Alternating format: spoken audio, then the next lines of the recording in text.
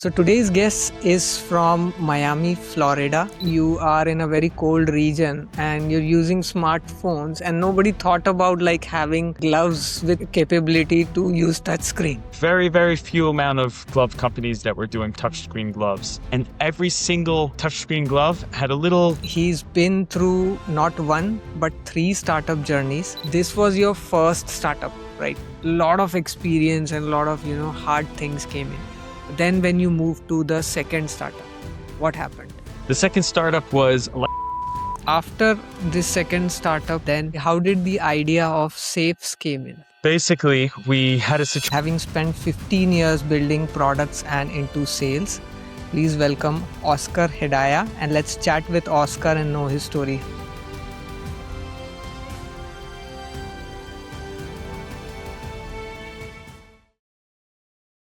So Oscar, let's start. Let's go down the memory lane. Your first startup, how your journey started.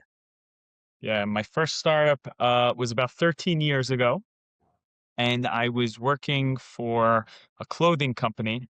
And my brother came up to me and said, hey, he was working at a bank at the time. And he said, hey, I want to start a company. I want you to start a company with me. And that's how we first started. That was about, I think 12 years ago, something like that, maybe 13 years ago. And the product that we wanted to start was a touchscreen glove company. We were both living in New York at the time, and it was cold. And back in the day, you couldn't use your cell phone with gloves. And so you'd see people like taking off their gloves and typing and their hands being freezing. And this was in the early stages of touchscreen gloves. And that's when we started our first company together. So it surprises me, like with things with this thing very simple, such simple thing that you are in a very cold region and you're using smartphones, and nobody thought about like having gloves with capability to use touch screen. Yeah, I mean, I don't know, one of my favorite lines is, necessity is the mother of invention. And that's how touchscreen gloves came to be. And for us, specifically with my brother and I, our glove company, the way we differentiated ourselves from other people, at the time, there was probably, I don't know, very few amount of glove companies that were doing touchscreen gloves. And every single touchscreen glove had a little like silver pad on their on their Tips. index finger. Yeah. And that's what you would use on your phone. And the way we differentiated ourselves was, instead of having this like silver fingerprint, I mean, this finger tip, I guess. I don't know if you remember those gloves. They were hideous. But Yeah. instead of having it just like here, the way we differentiated ourselves was to have the entire glove have the conductive material in it. And so instead of it just being here, it was everywhere. And it didn't just have like this little piece that was showing here. It looked like an ordinary glove, but instead of it just working up here, it worked everywhere. Oh, okay. So Yeah, you could use you could use your thumb also, you basically. could use your thumb. And so my one of the favorite things I used to say was, hey, if you were eating ice cream in the cold and you wanted to use your knuckle, you could use your knuckle. Yeah, amazing. So, Oscar, now you've identified a market gap, like, you want to build a product or you've found a problem which nobody has solved much before. Very little people were doing. How did you start marketing these gloves? Yeah. So actually, I want to say something that's important. Not everybody is an entrepreneur that has the idea themselves. You could be you could have incredible skills, but it doesn't mean you have to come up with the idea yourself. For me, I wasn't the one who came up with this. It was my brother who came up with it. And we were a fantastic group. Like me and him, we had very good synergies. So when you put it together, there were things he couldn't do and there were things I couldn't do. And he came with the idea we kind of put it together, and that's how we were able to make this beautiful company that we started together. And so the reason I'm bringing that up is, there you have people who are listening, and they may say, "Hey, I want to come up with an idea." They may not be the ones who could do that. They may not be the ones who think of the ideas. But if they have the other part, look for the person that has the idea, and you could still start a business with that person, and it's could still, flourish beautifully. Now you asked me a question and I completely ignored it. So Yeah. if you don't mind, ask it to me again, and I'll be able to answer it. Yeah. So, basically, you Oh, the marketing you asked. you found out, the gap, right? And you found out a problem that you have to solve. But then, how did you start marketing in the early days? Yeah, I mean, the hardest part whenever you're starting a new company is, I mean, if there's products already out there, most of the other companies have relationships with people. So it's very hard to just call up like a Bloomingdale's and say, "Hey, I have gloves. I want to sell it to you," because they already have partners they're working with, that they buy tens of thousands of gloves from it every year. And, it's like that with everywhere. And so the hardest way to kind of enter in is either you have a relationship, that's number one. Number two, you have to differentiate yourself really in a much better way. And that we did, right? We were able to say, like, hey, we're not just this fingertip at the top. We look like an ordinary glove, but we work everywhere on your cell phone. And differentiating is the next thing. And then the third thing is, today, and I don't want to say really today, it's been like over a decade now, but marketing is the most important part, especially with an online presence. If you have a good online presence, then the marketing kind of works for you. You have people who, if you do an advertisement in on Instagram, on Facebook, on TikTok, you could end up getting in front of like tens of thousands of people for a low cost. And if they like the content, right? Because today content is king. But if they like the content, if it's funny, if it looks cool, if they feel like they need it, they're going to either buy it or they're going to share it with other people. And what's it called? I'm trying to remember the company that made when you go to the bathroom, I forgot what they're called, but if you go to the bathroom, um, they have that little stool. Do you know what I'm talking about or no? They have a stool that, like, you're supposed to put your feet up on the stool if you're making Yeah. number two on the bathroom. Yeah. And they had, I think it was like 70 million views on their YouTube video. This is like 10 years ago, because Wow. it was a funny video. And because it was a funny video, people were sharing it. And because people were sharing it, number one, the company was making money from the video on YouTube.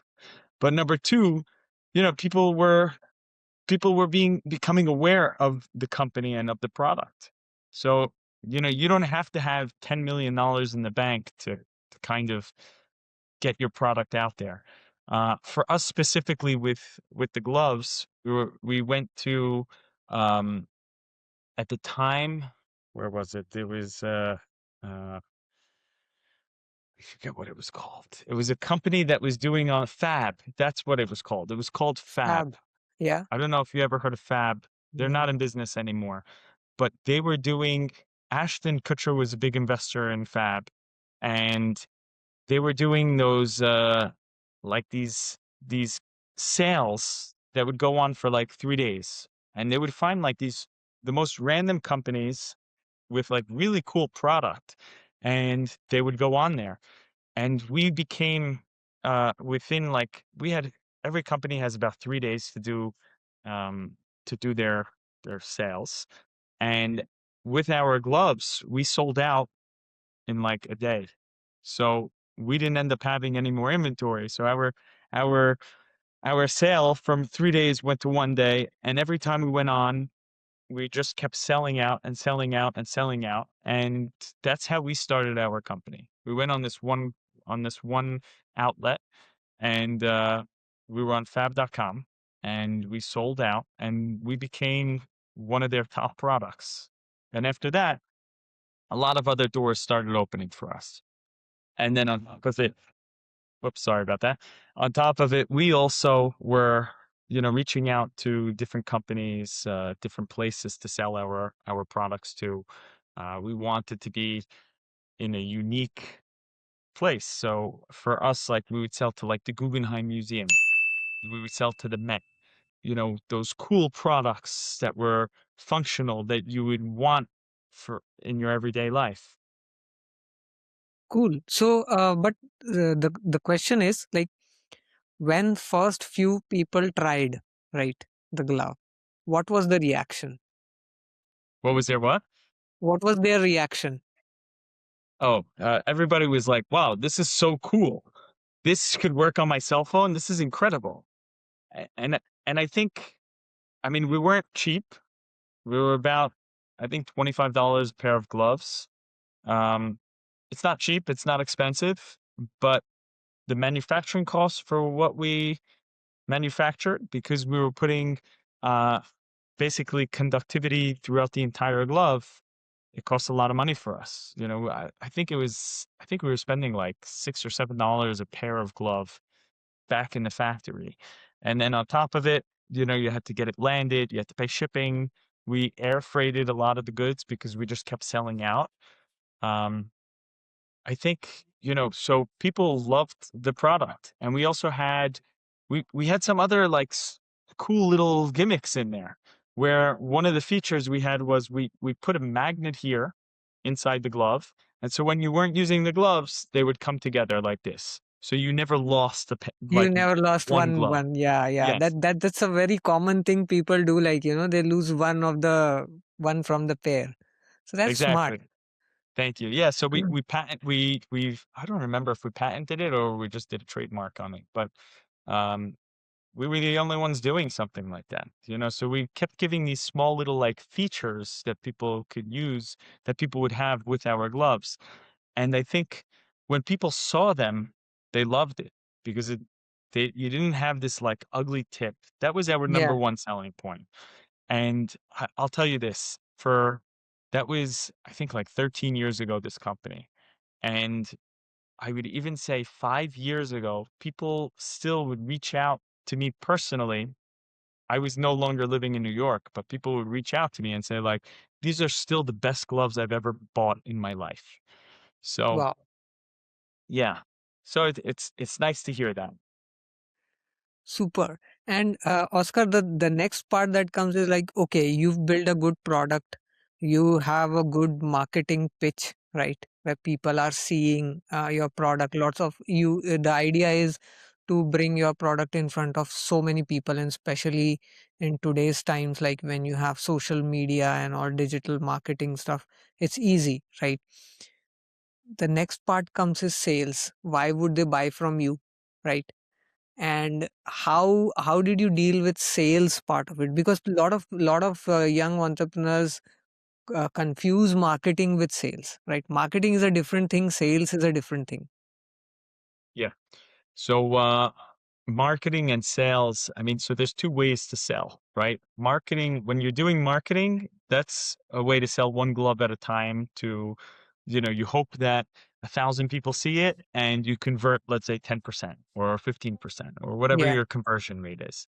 I think what you're asking me is sales specifically is like, hey, you call up, let's say, a Walmart and you want to sell that. That's what I think of when I think of sales versus marketing, right? You're selling in bulk to yeah, tens of thousands of pieces at a time. Did I get that right? yeah, Yeah. So marketing, believe it or not, if you have a good marketing strategy, a marketing plan, then you could make millions of dollars selling your products. Um, Content is number one. I think I was saying that before. Content is very important.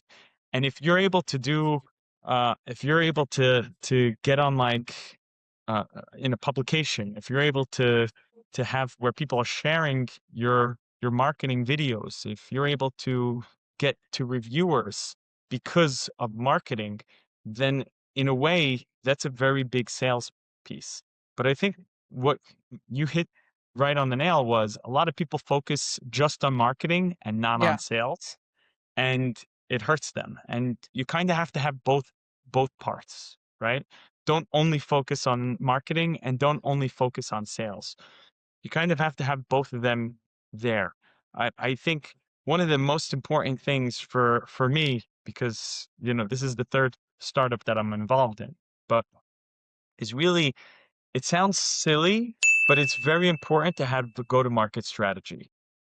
And when I say that, it's again, it sounds very silly to say it out loud, but if you put a roadmap and you put an idea of what you want to be doing on, just write it out on a piece of paper and say like, hey, this is what we want to do from month 1 to month 3.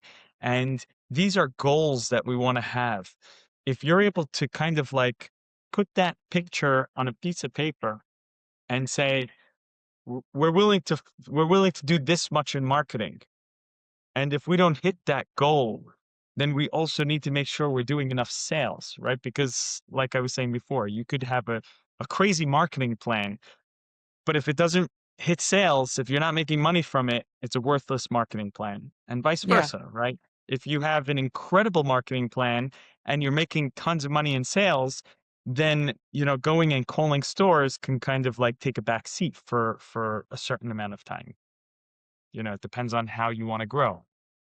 But I think it's very important that, there's hundreds or thousands of stores around each person's country or the globe. And I think it's very important, and it's a very, very hard thing to do, but is if you're able to plot down exactly where you want to try to sell to, and and again, even if it takes like 2 weeks for you to put an Excel sheet together and go down and say like, okay, for me in my current business, we sell safes. So for me, like, I want to do a hit list. I'm thinking, okay, where can this safe be sold? Who's going to buy this safe? Where could it be sold? So, you could say, okay, number one, I want to sell it to retailers, because if you or I are walking in a Best Buy and we see my product, maybe they'll purchase the product, right? Number two, you could say, okay, locksmiths. Locksmiths, people go in there and locksmiths sell safes, and they're also always breaking into safes because sometimes people forget their PIN codes. So maybe they're a good outlet to sell into. Number three could be hotels.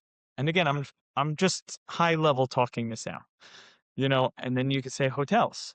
And the important thing is, it's very quick. You could do this in 20 minutes to just jot down everywhere you want to sell. But the important thing is taking those categories. And for instance, for me, right, my product, if I'm saying, let's sell this to a hotel, I can't just sell it to every hotel. My Yeah. safe doesn't work for every hotel. You have to see where it would fit well into. For me, it's luxury hotels, high-end hotels, because the features that I have with my current safe. So, once you start looking at that and you say, okay, look at luxury hotels, these are the hotel chains that I want to try to reach out to, that they will carry my safes. Okay. So just so that I understand, I need to put myself into the shoes of my customer, right? Yes. And I first need to know who is my customer, because if you look at the marketing side of it, I can put a ad on social media and that could run for like say 60 or 90 days, but that's going to attract millions of people. Some Most of them would not be interested in my product. It's just going in front of their eyes, right? And they are swiping it away. So I need to be careful about who my customer is, where do they live, what do they do, what type of mindset they have. So I need to put myself in the shoes of that. Then I need to start segregating out, like you gave an example that you want to sell a safe, so you want to sell it to hotels, but not every hotel is your customer. But in Right. early days in entrepreneurs, what they think is like, my product should be sold, right? I should make revenue out of it. So I'm saying yes to everything. Thereby, maybe I'm missing an opportunity of selling it to the right person that can propel me faster then selling it to wrong people that can push me down, right? Yeah. And I think, I'm a serial entrepreneur. I've been a founder for 13 years, and so I meet with a lot of other founders. Some are extremely high level, and some are low level. Some are startups, and others are people who've done $1 billion in sales. So I meet a lot of people all the time, and I'm talking to people all the time. And I think the biggest issue that people have is whenever they're trying to start a business, they're saying, okay, like um, safes, for instance, I'm going to take my category. It's a common mistake that people do is they say, everybody needs safes, you know? Yeah, That's so now, like, or deodorant, like everybody's going to wear deodorant. There's 9 billion people on the planet and I could sell to everyone.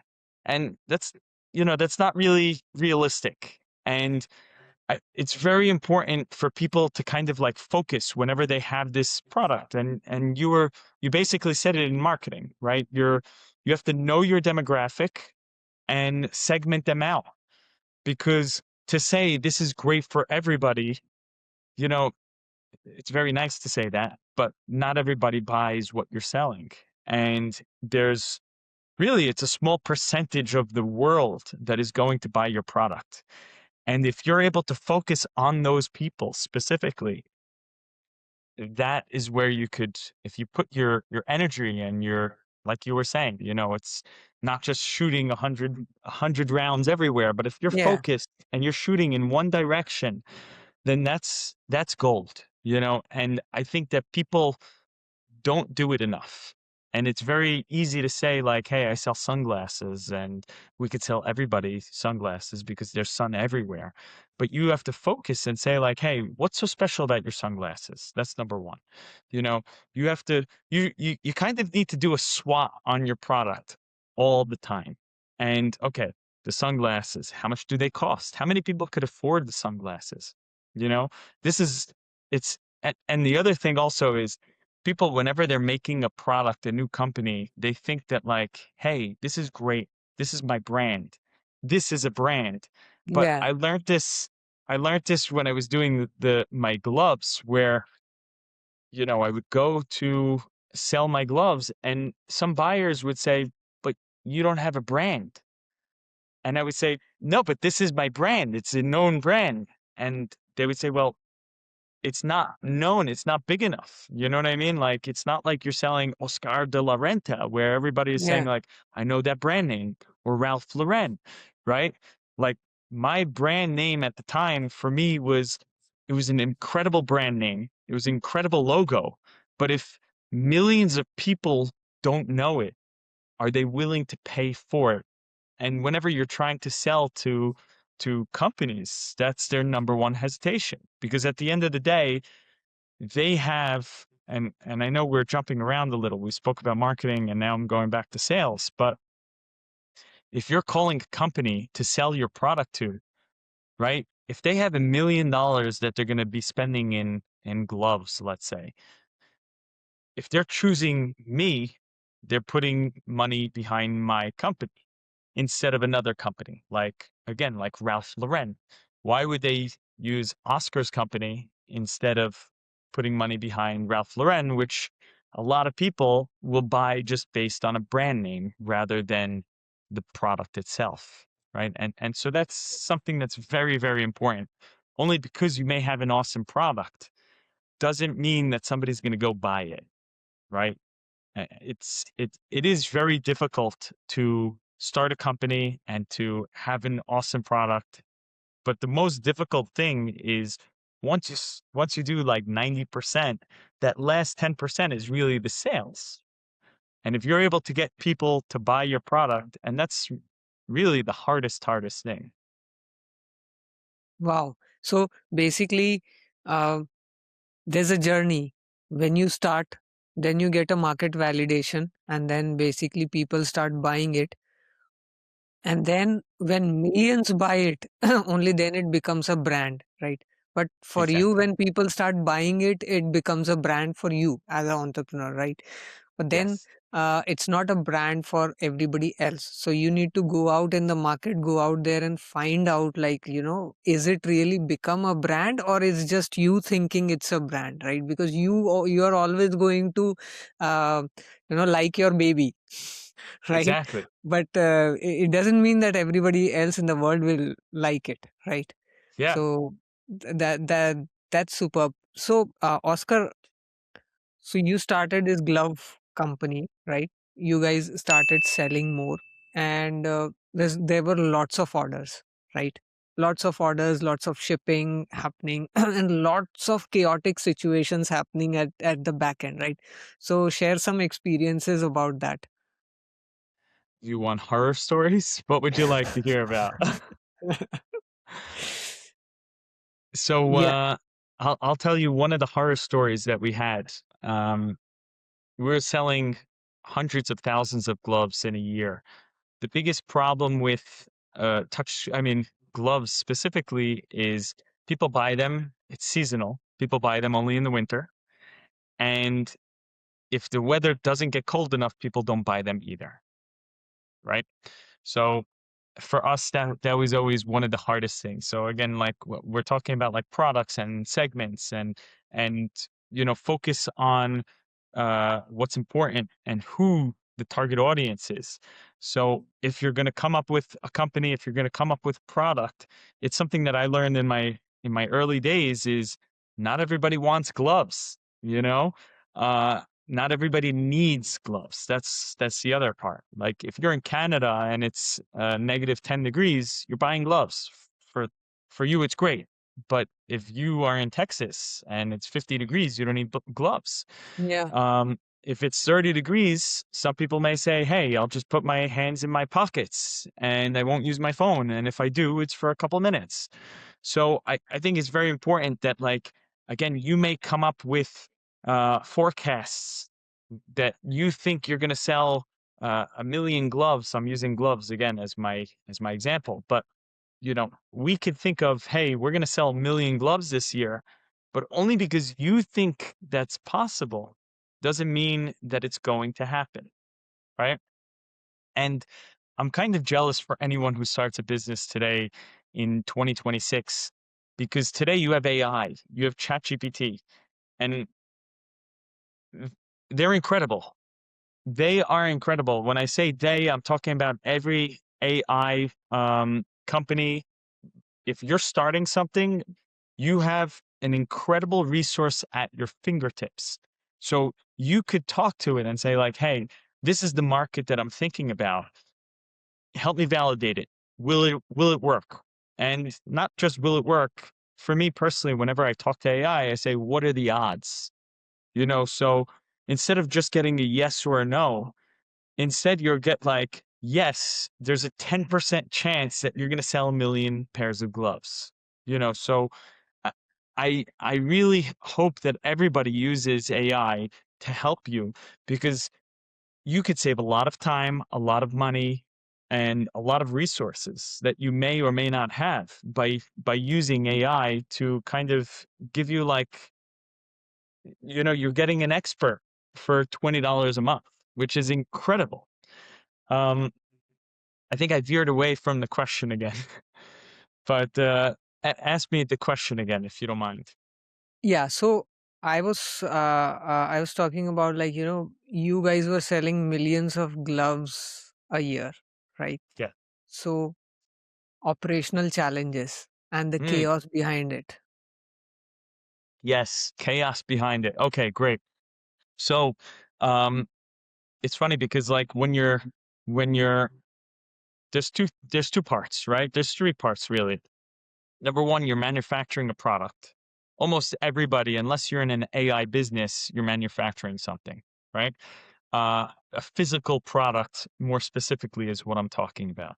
So we were manufacturing a physical product. So on that, people think it's like, oh, very easy. You find a factory, they make a product, it's great.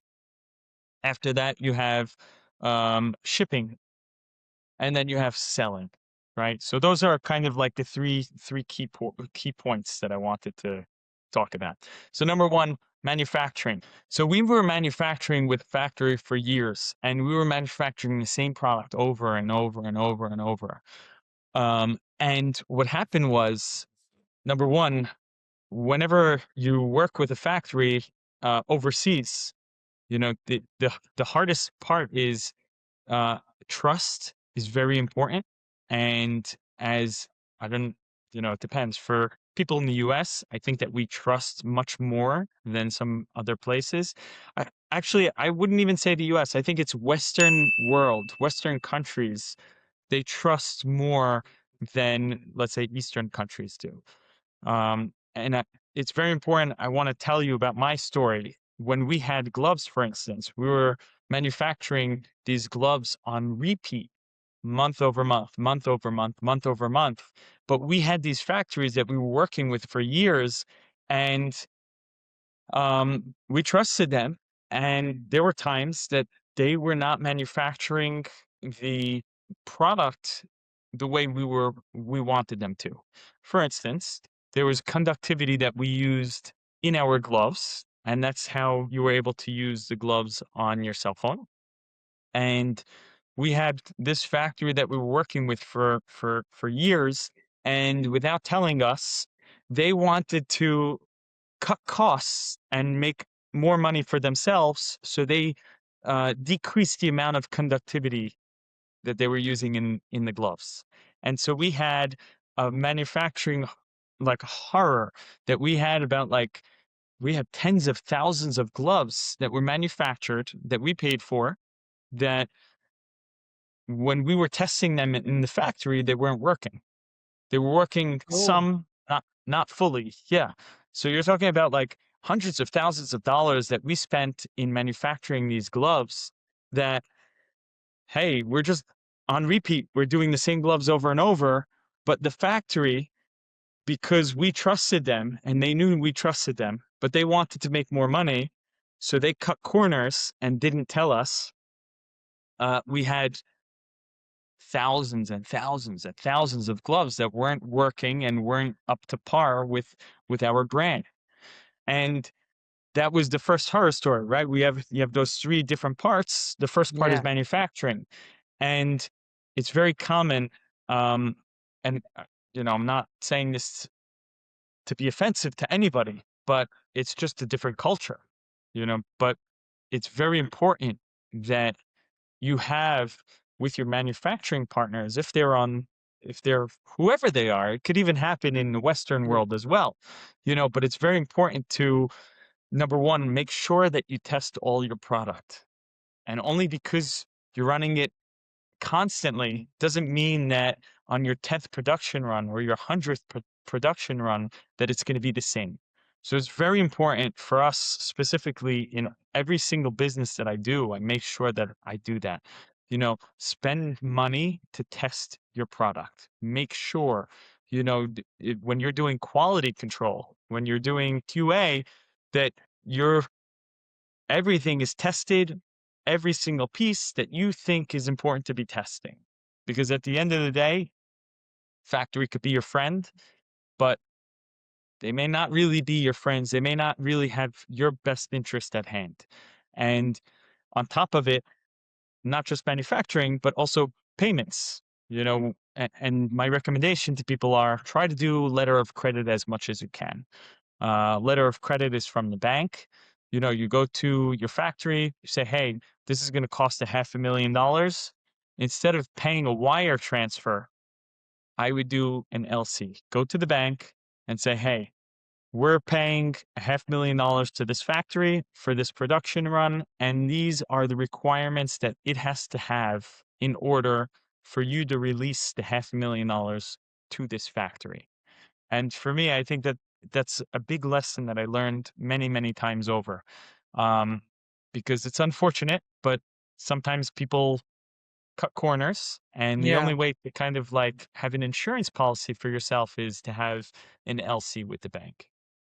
That's amazing insight. So instead of like trusting straight away, basically have a letter of credit, and then Yes. mention all your quality check parameters in there, that if these parameters are passed, only then the payment gets released to the vendor or the manufacturing partner. That Exactly. way it's quite transparent, and that way it's a safeguard for you also, like, because in every batch that you get, right, if this kind of quality check is there, so then there is no margin of people cutting corners or compromising on quality, because they get paid if there is a quality, if they otherwise they don't get paid, right? Exactly. Okay, Exactly. that's Exactly. super. And I always say, like, for me, whenever I'm talking to a factory, I always tell them, like, I want you to be whatever price you're quoting me for this product, I want you to be happy with the margins you're making. Yeah, You know? that's That important. way, because otherwise, if they feel like I think everybody wants to pay less, right? You want to pay Yeah, less at the factory, the customer wants to pay less at the store. But at the end of the day, if everybody's cutting and paying a little less here, a little less here, a little less here, people could end up sacrificing quality. quality, And yeah. and I think if you're interested in really building a brand, like a real brand, you need to have good quality because if you're selling a, excuse me for saying this, if you're saying selling a shitty product that doesn't have good quality, you may sell the first time, you're not going to sell the second time. Yeah, people won't return. People won't return and people Yeah, talk. I mean, we're in a time where like you people comment anywhere, you know, on Reddit, on Google Maps, depending on what you're selling. yeah, that's true. So, coming to the next one, which is shipping. Yeah. Oh yes, shipping. Okay. Uh, so shipping, I'm gonna fast forward. I know I'm talking a lot. So we had horror stories with shipping specifically because we grew very quickly, and so we didn't have a warehouse that we owned. And I think most people, when they're importing goods and they're shipping, you know, they're probably finding a 3PL, and that's a third party logistics warehouse. And so you don't own the warehouse. A company owns the warehouse, and many different people have their brands and they sell their and they ship their product from these warehouses, right? So one 3PL could have 100 brands and 200 products, and you're just paying a small percentage of that rent for them, right? So you pay based on how much your space you're taking up, how much incoming you are, how much product is incoming into the warehouse, and how much is shipping. You pay different amounts of money for each thing, and each 3PL, um, whether they're amazing or horrible, they all have the same. You know, they have different types of rates, and they all make their money based on that. So we had actually had a warehouse, a 3PL warehouse that we were working with, and when we were smaller, they were great. But as soon as we became bigger, they were making a lot of mistakes. And so we realized, luckily for us, we were a seasonal business. So we had that time to kind of, in the summer, you're not shipping gloves. So we had the ability to start looking for different 3PL. And for us, we found an incredible 3PL. At the time, they would scan barcodes. Everything was automated as much as you can at that time period. Um, and they were really great. And so we signed on with them. We paid them more money because we said, hey, this is going to be a good experience for us. We're going to have less complaints and we're going to spend more money. And, you know, it makes sense at the end of the day. And so we worked with this company. I'm not going to say their names because it's not fair to them. And yeah, also, I'm talking about something from years ago.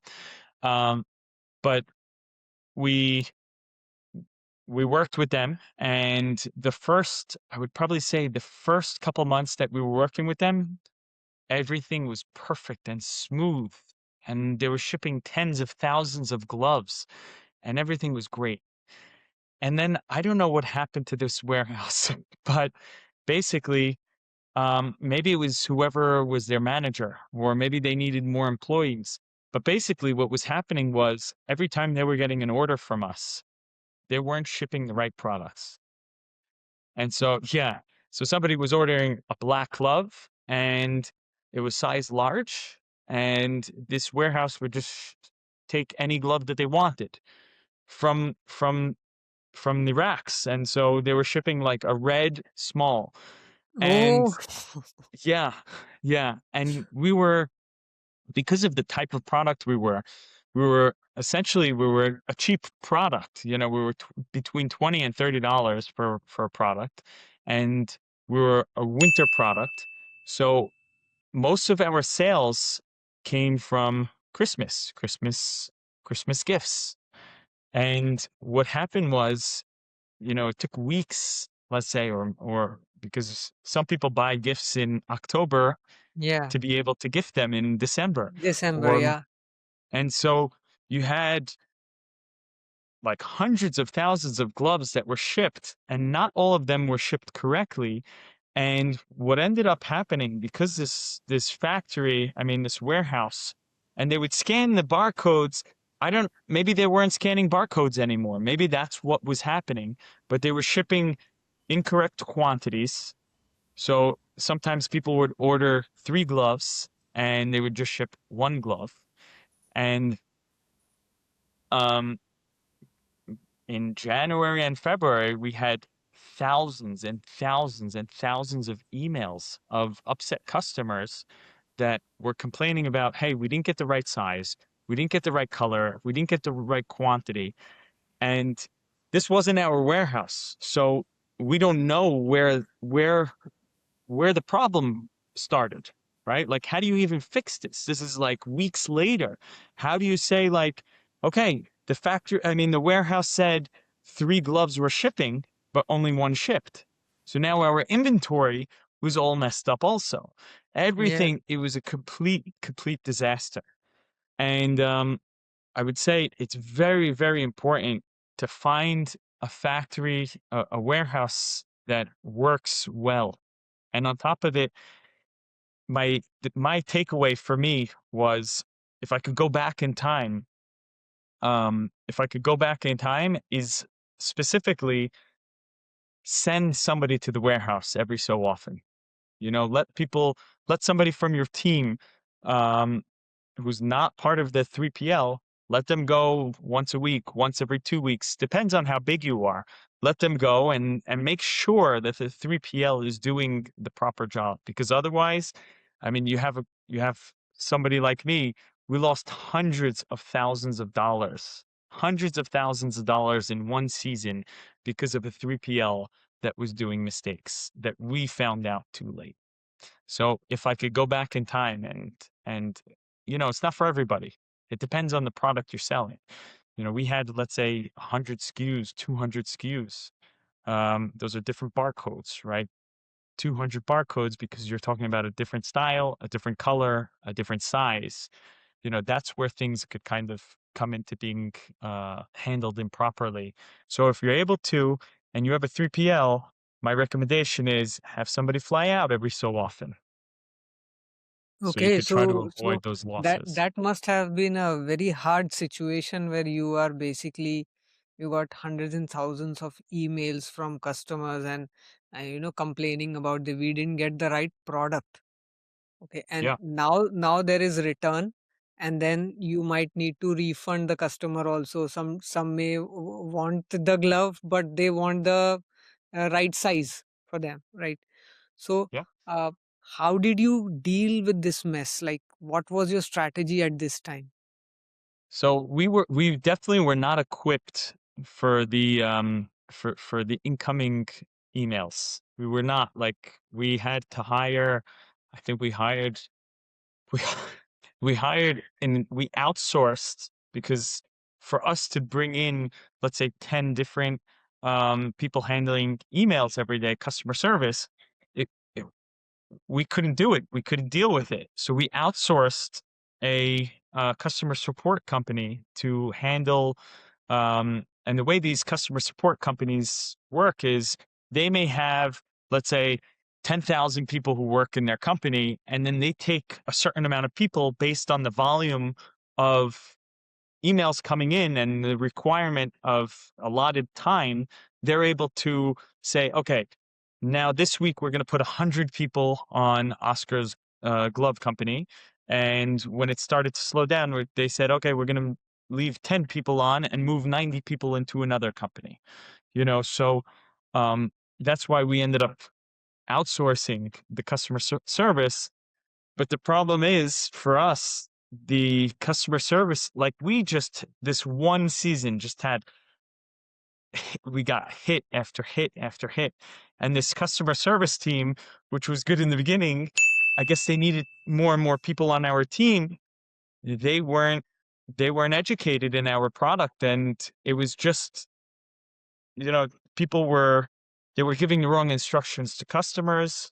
Um, it was really such a big mess.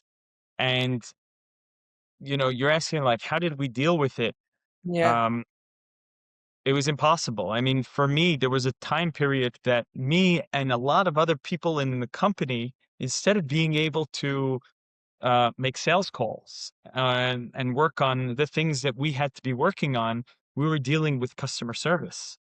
And we probably lost over $1 million just in like 2 months because of, like you were saying, we had gloves that were sent. We had to ship gloves back. Not every not every customer made sense to ship gloves back. People were upset. The brand got destroyed from such a small amount of time, and like you had to be able to make the customer happy and understand. You're like, hey, we keep the gloves, donate the gloves if you want.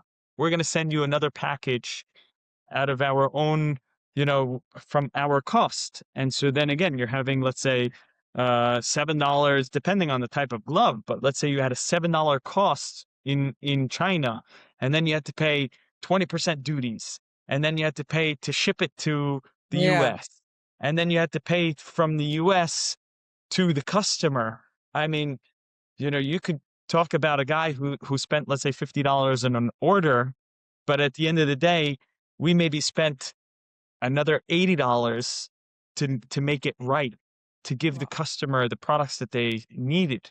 And on top of it, you're still paying the 3PL fees that they did before and the new ones.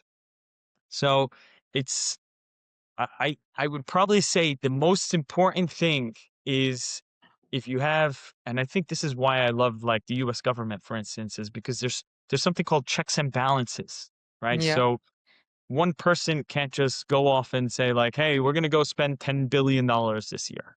You have uh different parts of the government who have to approve and to check things that are happening. And it's very important for me, if I could tell people this one biggest takeaway for me is like, hey, don't don't check at the end. Check along the way.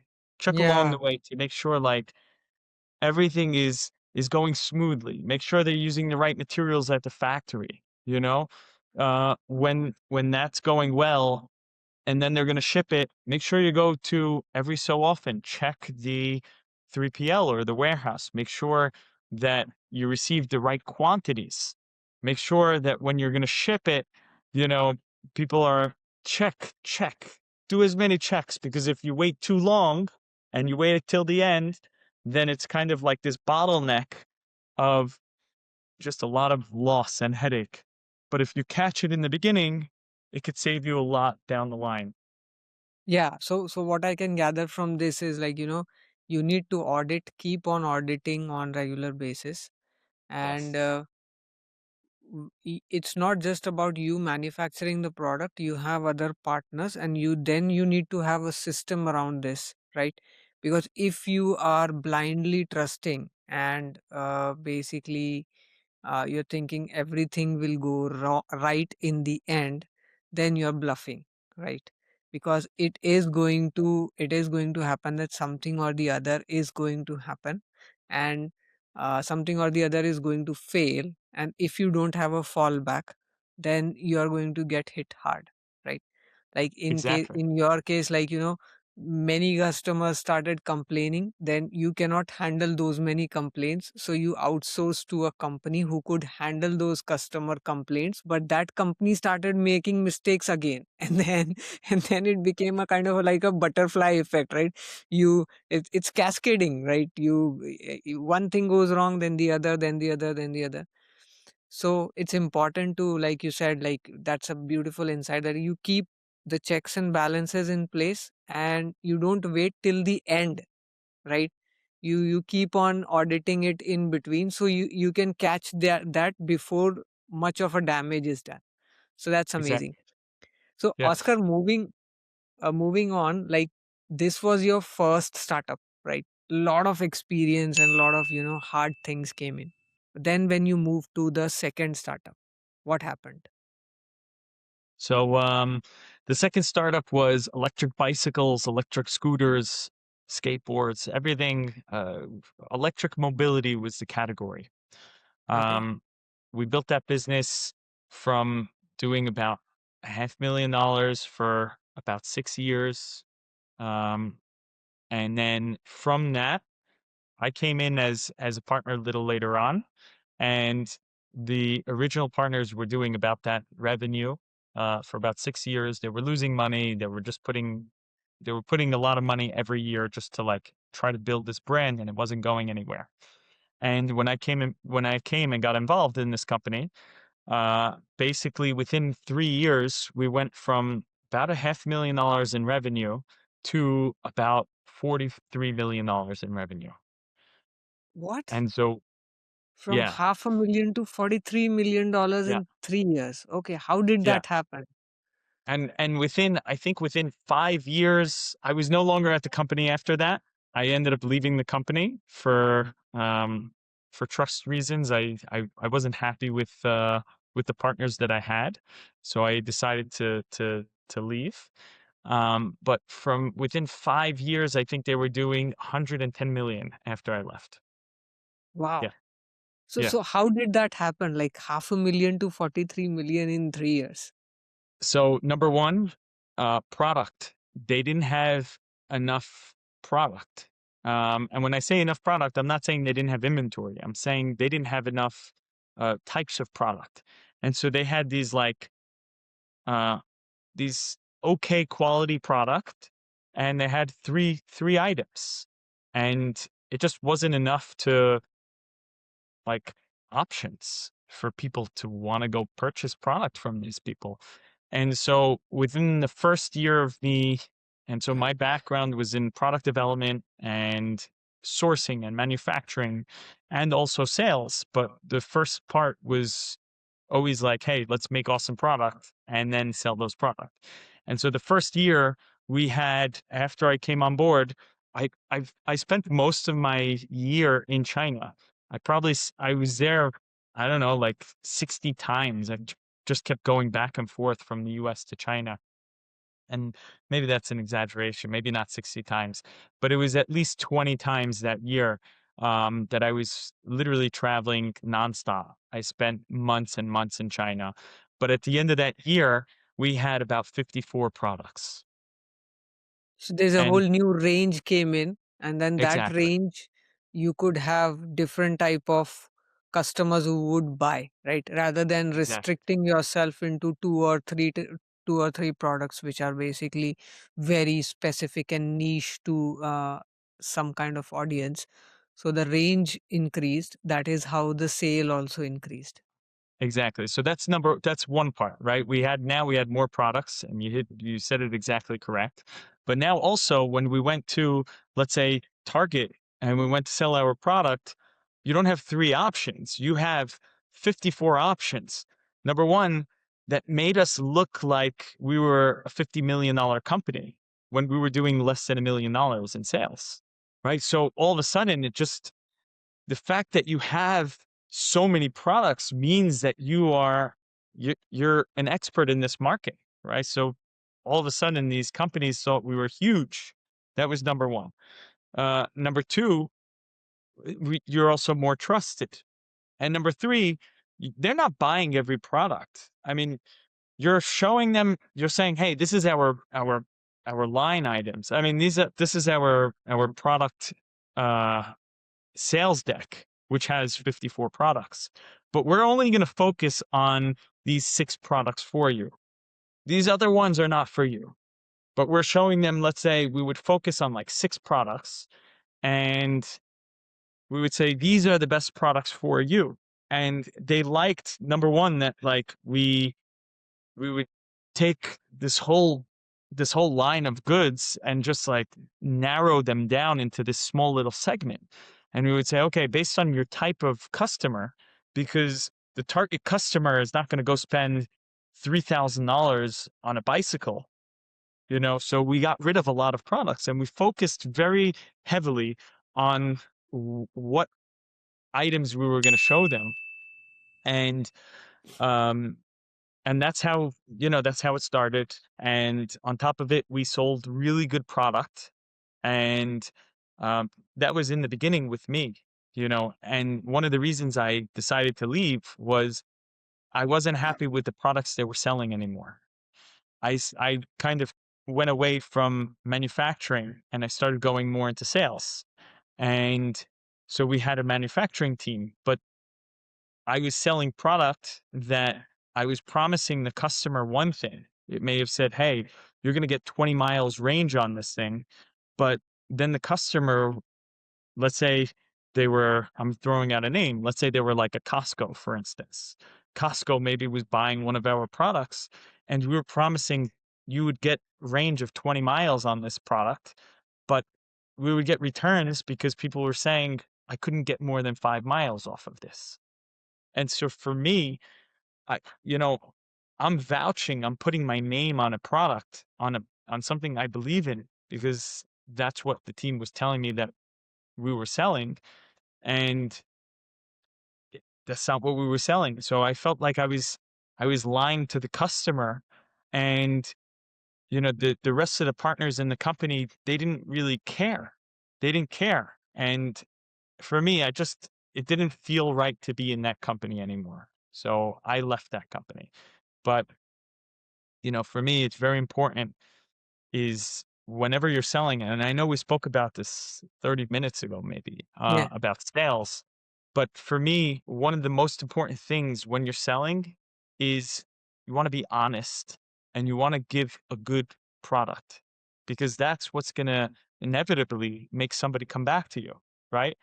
if you're if you sell, and that's why with the gloves it was a successful business, is because people would repeat, people would come back, people liked the product, people trusted the brand, so and not only the people, but because people were purchasing from the retailers in a very large way, the retail buyers were saying, this is a good product. If people are buying it, if we're seeing like reviews online and people are saying this is a great product, and then like we're selling out in the stores, you know, at the end of the day, I don't know if you ever saw The Crucible, but it's one thing that I love. One line is like, this guy was being forced to, um, he was being forced to sign something that he worked with the devil, right? This takes Yeah. place like 200 years ago in the US or whenever it was. But the people in the church were saying, you have to, we're going to hang you. And if you want to live, you have to sign this letter that says that you were under the influence of the devil. And he said, okay. And he signs this piece of paper. And then they wanted to take the piece of paper and put it on the church doors. And he said, no, absolutely not. And he takes this paper and he rips it up. And he said, no, I already, I already, I already said that I was working with the devil. Why do you have to put it out there? And he said, and like at the end of the day, the sentence was, it's my name and it's all that I have. He didn't want to ruin his name. And I think Name. the Yeah. same thing goes to a company, a brand. You don't want to ruin your name by putting out a crappy product. You don't want to ruin your name by lying or by conniving, you know.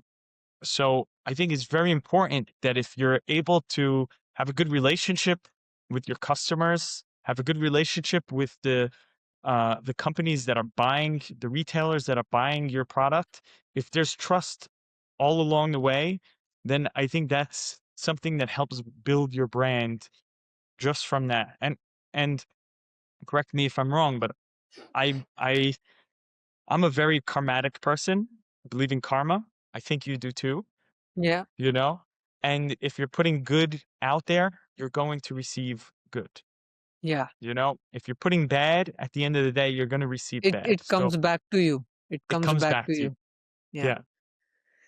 And then Oscar, after this second startup, then basically, how did the idea of safes came in?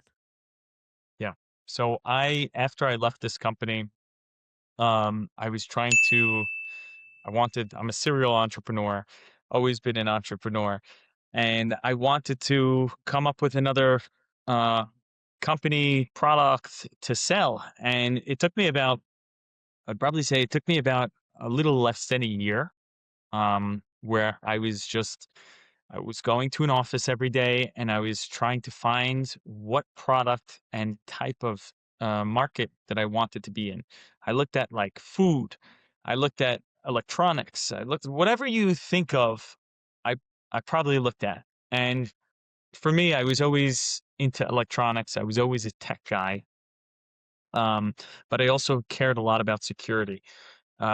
And basically, we had a situation in my family and we needed uh there was a theft and they didn't have a safe.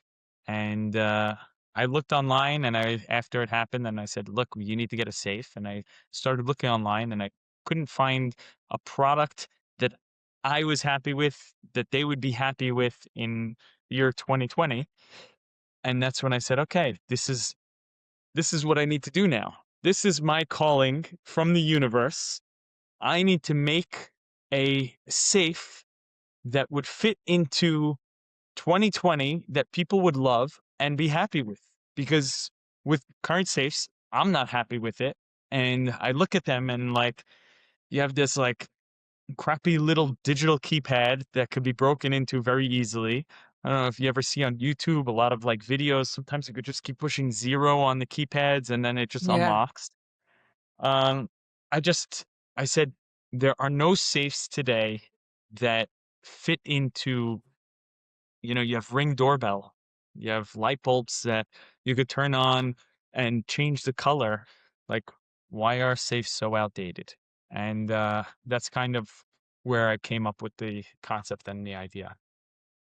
So, Oscar, a safe is like actually a place where you keep your valuables, right?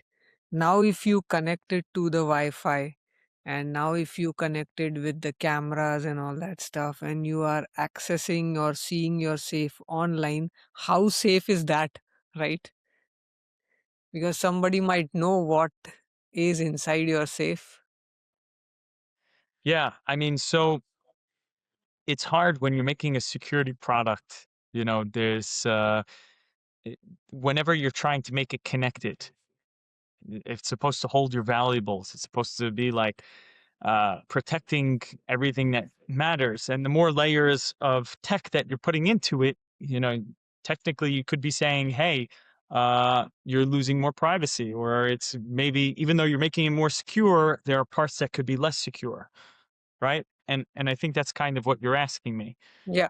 But um, for for cameras specifically, you could turn on or off the cameras, and you could do it from the safe level.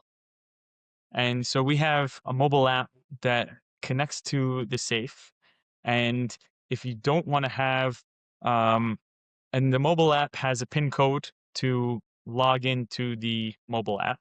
So hopefully you'll use something that's different than your code that you open your cell phone with. You'll hopefully have a secondary PIN code that you use. And if you don't want to have access to the cameras, you could turn that off on the safe. And if you turn it off on the safe, then the mobile app does not have the ability to turn it on. Right? That's number Okay. one. Number two, we at the company do not have access to the video footage. So if we don't have access and it's turned off at the safe, that means technically nobody has access to it. And so when we built this, I mean, it's my company, but I'm not the person who built this. I have a team and me that put it together, all of us that put it together. And the thing that we came to realize is that, not everybody wants to have certain features. And so everything on the safe is extremely customizable. And we didn't really show the safe or talk about the safe, but the safe has it's the only safe in the world to have a touch screen. It's the only safe in the world to have cameras. It has tamper sensors and a bunch of other sensors, and it connects to your cell phone. So by having a touch screen, you could just think about it like a tablet, like your iPad, for instance. Yeah. Instead of having that digital keypad that you're just the only thing you could do is put in like 10 digits, because we have an operating system, that we have our own operating system, we have a plethora of different features that we have. But again, like I was saying before, not everybody wants to have the same features. So what we've done is you as a person, as a user, can customize the safe however you want. You could turn on or off certain features, which is really cool. So it's more about basically not selling the feature. It's about keeping your stuff safe, but at the same time it's connected, right? Correct. Okay. And Correct. what were the challenges when you were selling these safes to people? Yeah. So one of the features that we have, let's say, the main feature is you don't have to connect this to the internet if you don't want to. And if you don't connect it to the internet, you're going to have less features, and it's a phenomenal safe if you don't connect it to the internet. But if you do connect it to the internet, then if anything happens, you get a notification. And that's the biggest, for me, the biggest um, benefit. So if you have, if somebody breaks into your home and they go and they try to take your safe, or they try to put a PIN number in your safe, with 99% of safes, you have no idea that that's happening. With our safe, you get a notification instantly, and so when you're kind of um, when you're connected, and we were saying this before, but like when you're connected, you have more technically security threats because it's on the internet. It's even though everything is secure on what's it called? Like a 256 AES, or I don't even know what it is, but I know it's at least that. And I know it lives on AWS. That backend, the entire backend is on AWS. So everything is secure over there, and everything is encrypted on the physical safe itself. So, but there's always, whenever you're connecting anything to the internet, there's always more threats that could go up. But Yeah. it's, you have to kind of like balance it out. Like, are the benefits outweighing the possible threats? And for me, I believe it is. And for the thousands of safes that we sold, I think they believe it is as well. So um, I think I did this thing where I didn't answer your question again. If you don't mind, ask your question again. And Okay, so basically, you know, what I was trying to ask was, for a safe to be connected to internet, right? There is possibility of hacking it, or getting the access to it somehow, right? So how do you protect that? how do you what that? You cut Protect out. that. Oh, how do How you do you protect? protect that? Yeah, I mean, it's you're right. Anything that's connected, you run the risk. I mean, Yeah. if you look, even CIA or the FBI or NSA in the past, they've been hacked. You take Yeah. Apple, which is I think they're the largest company on the planet, they've been hacked. And so the most important thing is, the best way is if you have really good encryption, if you have if you have different procedures in place where if something happens, then you know you're kind of protected. For us specifically, you're right. If you are able to hack the Wi-Fi, if you're able to hack all this stuff, like then they can technically get into an IoT product. I'm not saying specific to my safe. I'm saying in general, right? And so the ways to protect that is to have a better firewall system, to have a better router in place. You know, for us specifically, we have a lot of different layers of security for our safe. Uh, One of the things we don't allow is where from the mobile app you can unlock the safe. Why? Okay. Because we never want where somebody could try to reverse engineer and try to figure out how to unlock the safe. Yeah. So we don't have any of that anywhere. Everything lives encrypted on the physical safe. And Safe. so we don't have the ability to unlock a safe remote. So because we don't have that, we've added layers of security. So we have a lot of different layers and layers, and I don't even know them all because I'm not a technical guy. But when I ask, because I have trust issues the same way everybody else does, but Yeah. also I've been burned a lot with other things. So I don't I think of this product whenever I'm building products. I don't think like, hey, what's the best way for a product to be for Oscar?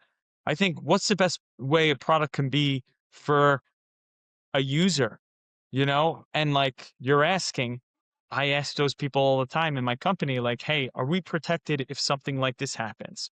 What kind of layers of protection do we have? Do you have a backup plan in case that fails?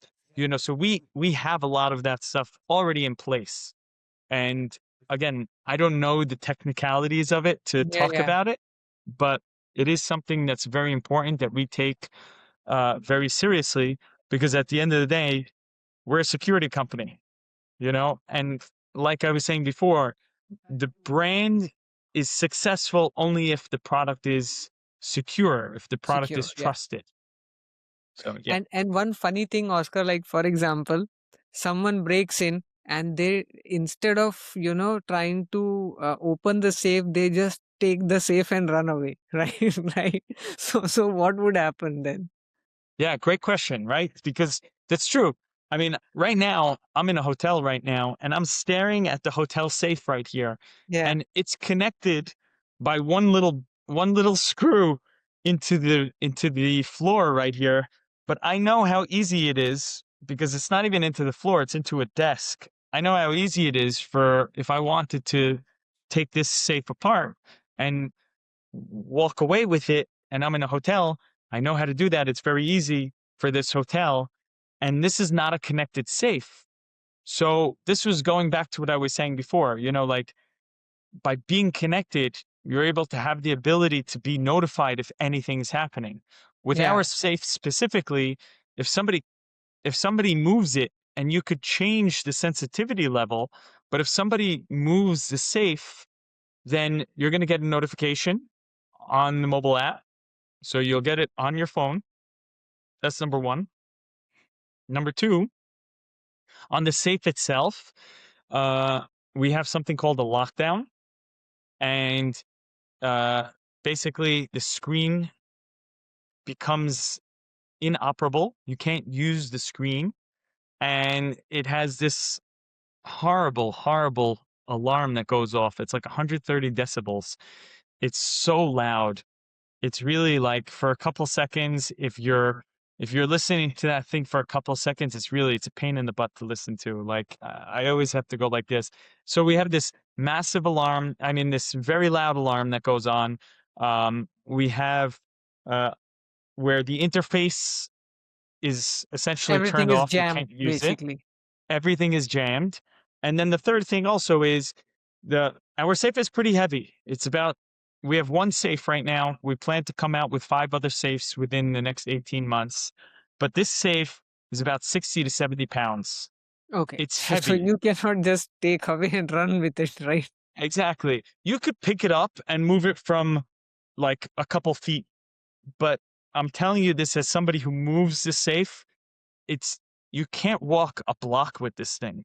You can't walk Okay. 100 feet with this thing. It's very heavy. And even if somebody doesn't think it's heavy, the other thing you could do is you could also bolt it down. We have pre-drilled holes where you could bolt it into the floor or into the wall Okay. for extra security. Okay, great. And let's move on, Oscar. Like, you've been through this serial entrepreneur journey, right? You've done 3 startups now. Role of your family in this. What do you mean? I mean, how your family has supported you in this. Oh, okay. So I'll tell you.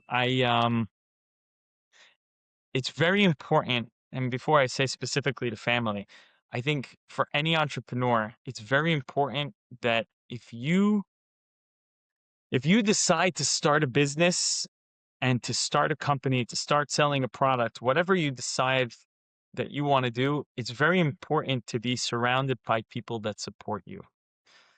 And I think in life um we all have different things that we feel that we need to be doing, right? And for instance, like you could have said, I want to start a podcast, it's going to be a great idea. And maybe somebody next to you would have said, like, why do you need another podcast? What's so special about you? Like Yeah. you're not even in that. You're not in that field. Maybe they say like, oh, they could say 100 things that may put you down and to break you, and it may not be intentional, but if you have the calling and you say, I feel like I need to do this, if you work on and now back to the entrepreneur, if you, one of the most important things I tell anybody who starts a new business, make sure that you do a few things. Number one, make sure there's a market that would buy your product or service. That's number one. Number two, run the finances on it. Make sure that you're going to be making enough money to be paying your business. Make sure your business is going to be making enough money, right? And it's not just like, hey, there's enough margin. You need to make sure you're selling a certain amount of number of whatever that is, whether it's a product like a safe or a service like a Dropbox, you know, that you are selling enough that it's going to cover the costs of whatever it is you're selling. If you have both of those in place, make sure you surround yourself around a good ecosystem. You know, family is amazing because they want what's best for you and they could be very supportive. But I think also sometimes people in a family could get scared. For me specifically, this safe company um, invested over $1 million in the safe company between hardware and software and back end and salaries, to kind of get the product to where it is. That's a lot of money. And when people are, when people in the family may say like, oh, it's a lot of money, don't spend that. You want to really, family is supportive in the sense that like they want what's best for you, but they may not be able to see what you see. And that's why I was saying before, like if you feel it's your calling, forget about any negative energy that you may have. And I'm not saying that like you're getting negative energy from your family, but they will be more worried about you than anyone else. Yeah. So make sure that if you're going to start a company, and specifically for uh, the glove company, you know, for me to manufacture gloves, it was like 3 months. That's not a lot of time. So, but if you take a software and hardware company that has electronics and software engineering and everything, I mean, you can't really make something in 3 months or 6 months or a year. It's a lot. It's a lot more time. So it's very important to surround yourself around people, not just family. It's around people who believe in you that'll send good energy your way. because if Yeah, you have good energy, if you believe in your product, because being an entrepreneur, you have a lot of restless nights. You're spending a lot of money. You have a lot of people who like may say, "Oh, is this the right thing? Is this a good product? Is the price good? Like it may be too expensive for people." You're not always getting the most uh, positivity, and so it's very important to surround yourself around positivity. If you can, if you do, you're going to succeed. If you believe in it and you want it to work.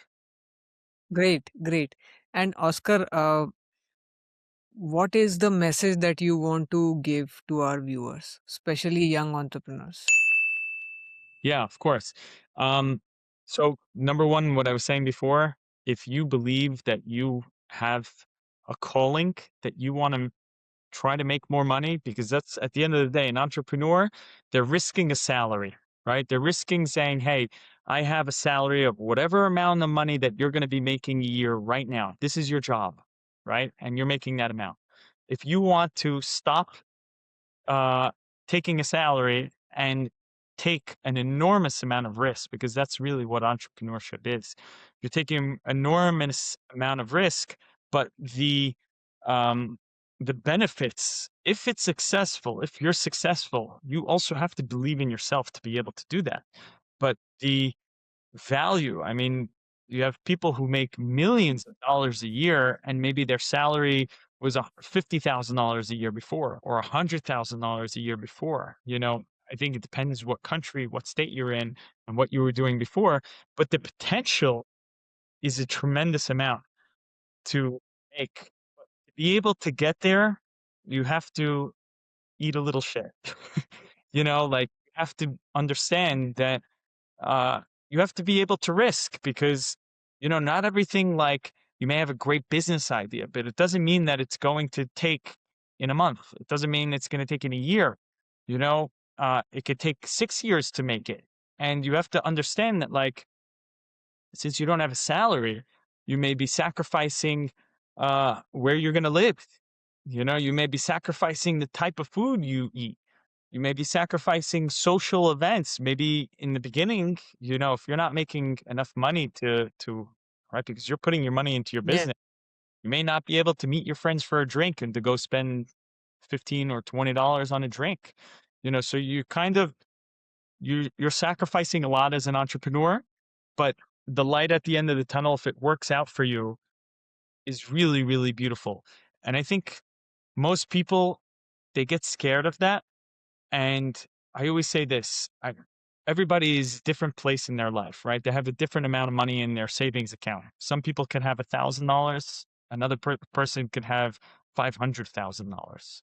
So everybody's in a different place and position in their life. Um, so it, but at the end of the day, like, you have to know what works best for you. But if you don't risk it, you're never going to get it. And if you risk it, remember, there almost always is going to be that job for you at the end, right? So if you're making $50,000 and a salary of $50,000, now you want to start your business. And if it fails in 6 months or a year, go back to that job. I mean, it'll always be there for you. But if you don't risk it, you'll never have the opportunity to try to grasp that. So And take that step, yeah, right? take the step, and it's not for everybody. I mean, 97% of businesses, startups fail. So it's not for everyone. But I would say the second most important thing is, and I say this in the beginning, um, find a partner. Don't take it all on yourself. Yeah. You know, find somebody, because running a business is very, very, very different than, like, being an employee in somebody else's business. I mean, you have a lot of hats you're doing if you're starting your own company, and those hats take up a lot of time. You're the bookkeeper, you're the salesperson, you're the invoice maker, and those take away.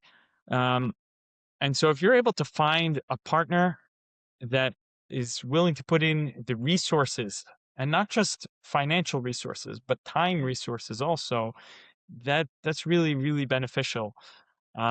I probably would say, and you could fact check me on this, but I would probably say a three-person team is probably the best.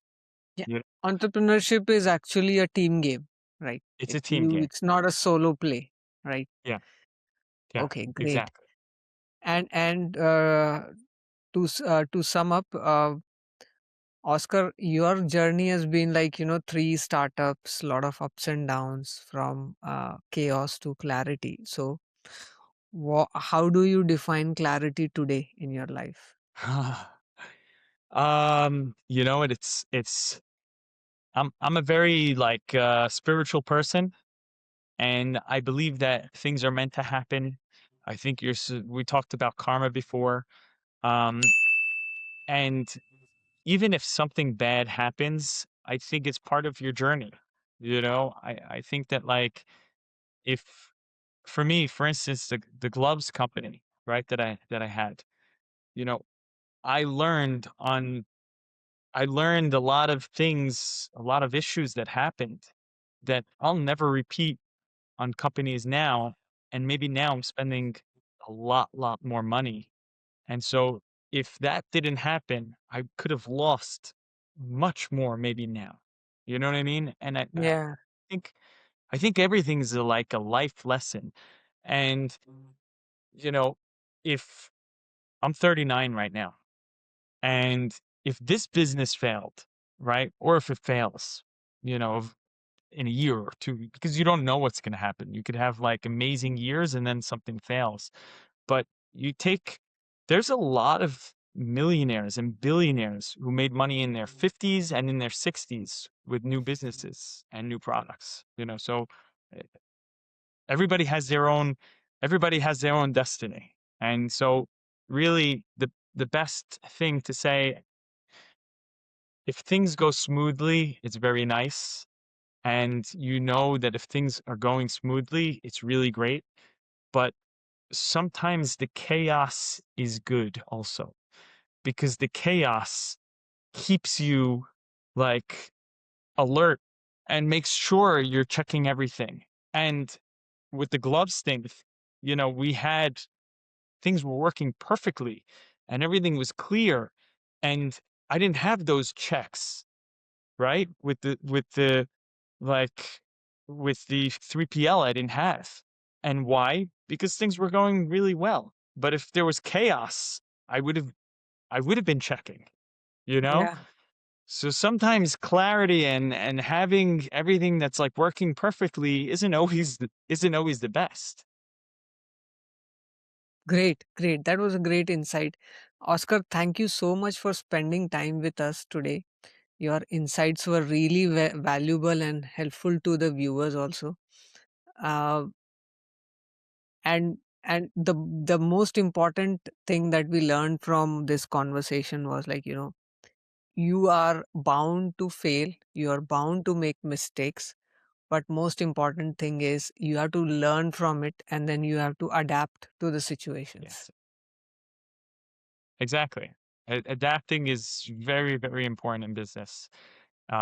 Even you could be doing the same business for like 6 years and it's going successful. But if COVID hits and now you have to Yeah, adapt, that's life and death right there. I do want to say one more thing. I There are people who reach out to me all the time for like, hey, could we ask you this? Like, what would you recommend in that?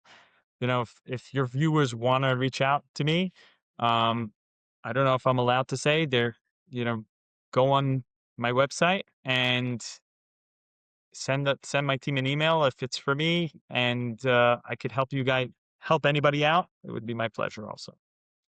yeah, definitely. I would also request the viewers, if you find this in conversation interesting, and also if you would like some suggestions or guidance from Oscar, do reach out to him. We'll put all the details in the description with the episode. So this sums up the episode. Thank you so much, Oscar, for joining us today. Thank And you. I hope you guys like this story. And if you do, Do subscribe to our channel and hit that bell icon so that we meet you every Thursday 7 p.m. with a new story. This is Chaos to Clarity, and you were listening to Piyush Thacker, and I'll see you in the next one.